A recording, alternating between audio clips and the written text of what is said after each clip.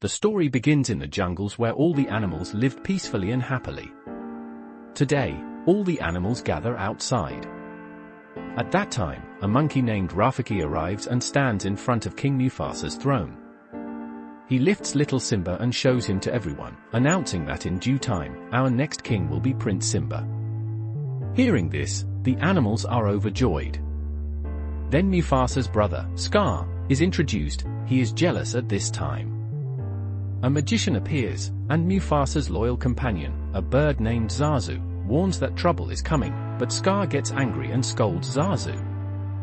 Suddenly, Mufasa arrives. Mufasa asks Scar why he didn't attend Simba's ceremony. Scar replies, "I don't remember." But the truth is Scar skipped it on purpose because he couldn't accept Simba as the next king. He wanted the crown for himself. Mufasa says harshly, "I don't want to be deceived again, son Simba will be king." Without saying more, he leaves. That night, the old Rafiki makes a sketch of Simba and feels very happy. The next morning, little Simba wakes up early because her father had promised to take her on a trip. Simba runs off and catches up with Mufasa. Mufasa takes her to a high hill and says, "Look, Simba, as far as the light reaches, that is our kingdom. The king's time is also like the sun." Simba says, "When I am king, I will rule these mountains, lake, and even the Black Valley." Mufasa replies sternly, "No, Simba, you will never go to the valley." But Simba insists, "But the king can go anywhere." Mufasa explains, "A king doesn't think about what he can take, but what he can give. And when you are king, you will protect every life, whether it's an ant or a deer jumping." Simba wonders, "But we eat deer." Mufasa answers, "When we die, our bodies become soil and grass. And the same grass feeds deer. In this way, we are all connected by an invisible thread." At that moment, Zazu arrives and informs Mufasa that woodpeckers are near. Simba also insists on going, but Mufasa refuses and asks Zazu to take Simba home. Zazu brings Simba back, but Simba reaches his uncle Scar instead. He tells Scar, "When I am king, you will follow my orders. Today, my father showed me the whole land." Scar replies cleverly, "I know the whole land, but I avoid the valley." Simba says, "Yes, my father warned me from going there." Simba and Nala sneak past Zazu.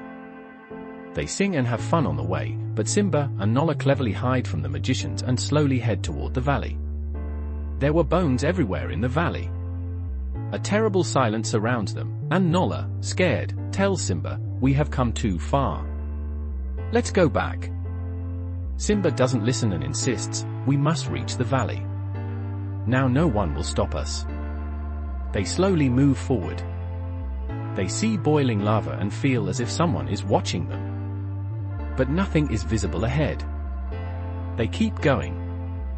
Then wooden logs fall and block their path. The atmosphere grows tense. The woodpeckers attack, saying, "The fight between woodpeckers and lions is on. That's why today we will defeat Mufasa's family." The attack intensifies. Zazu fights bravely and tells the cubs to run away. Simba and Nala scream and hide in a small tunnel. Woodpeckers keep screaming and chase them. Simba and Nala exit the tunnel, but outside too, all the woodpeckers surround them. Zazu says, "It is the duty of a guard to protect." Zazu takes Nala with Simba to his father. Mufasa scolds him, "You disobeyed me. Your life could have been in danger. And you made a bigger mistake than that. You put Nala in danger. You also realize how wrong you were. You entered the Forbidden Land at your own risk." Simba says, "I wanted to show you that I am brave." Mufasa explains slowly, "There is no need to prove anything, son. You become brave when you stop yourself. You are not afraid of anything." Mufasa adds, "I was scared today, I thought I would lose you." Simba realizes his mistake.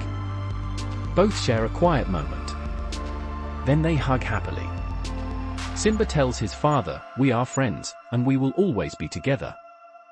Then Mufasa says, "My father always told me that our ancestors are with us.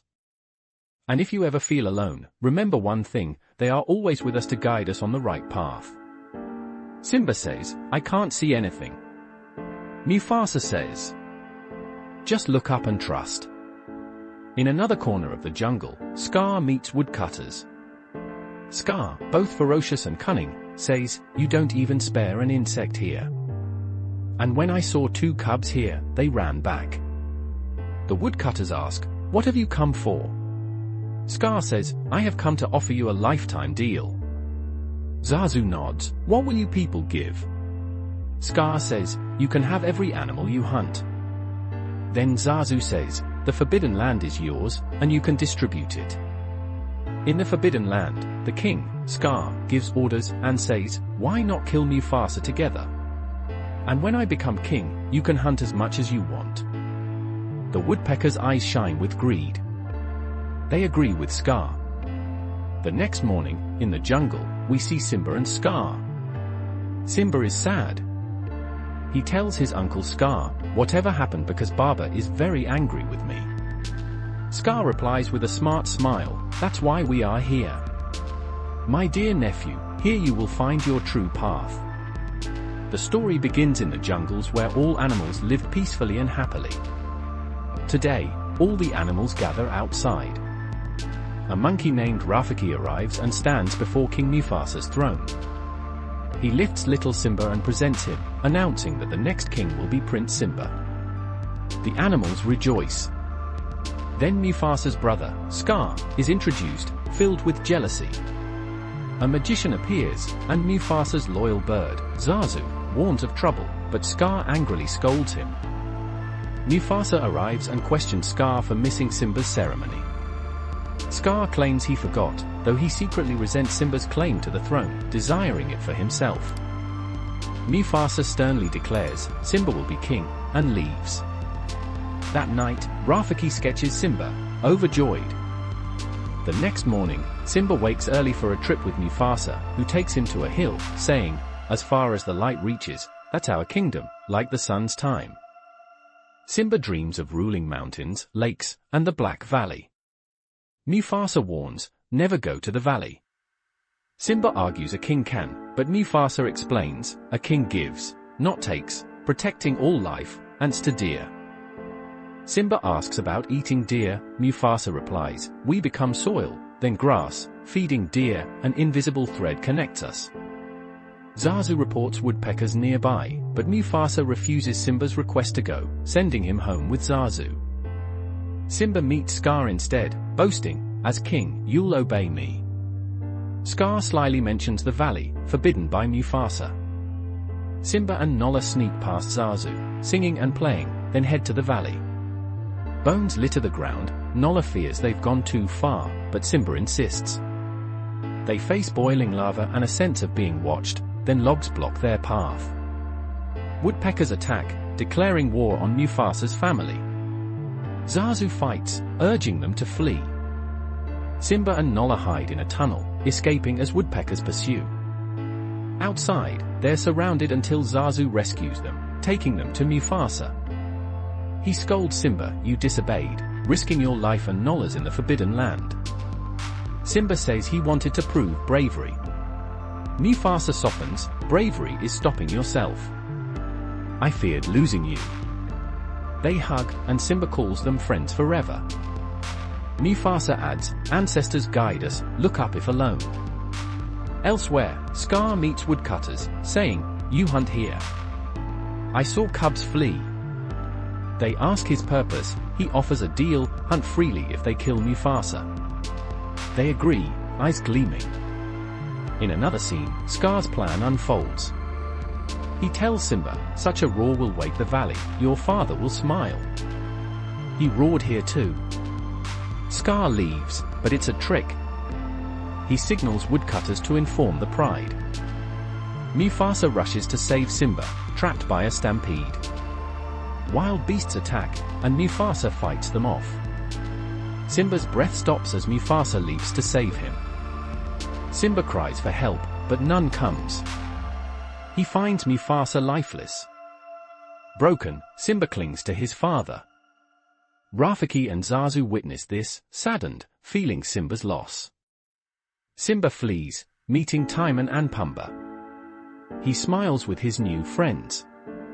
Meanwhile, the Pride Lands suffer, deserted, with hyenas hunting freely under Scar's rule. Nala worries to Queen Sarabi, "We must act, or all is lost." Sarabi says, "Scar is king now, it's hopeless." Nala suggests leaving, but Sarabi insists, "Pride Lands are our home." Scar summons Sarabi, saying, "You rejected me for Mufasa. Now I rule. Accept me, or these lions suffer." Sarabi refuses. Tension rises, Nala decides to seek help. She escapes past Scar, with Zazu's aid, finding Timon and Pumbaa singing. Suddenly, it's Nala. She leaps, clashing with them. Timon yells, "Save Nala!" Pumbaa faces a lion, sparking a fight. Simba recognizes Nala. Their eyes meet, time freezes, years apart reunite them. Simba introduces her to Timon and Pumbaa, saying, "This is Nala, my oldest friend." He shows her his carefree life, "Do what you want, no worries." Nala urges, "Simba, Scar ruins the Pride Lands. You must return as our true king." Simba refuses, "I can't go back." Nala persists, but he won't listen. Amid their talk, they grow closer. Nala asks, "If you're alive, why not return? We need you." Simba looks away, "Everything's fine, no one needs me." Nala insists, "You are the king. Scar's rule leaves no food or water, your mother suffers." Simba hesitates, "I can't."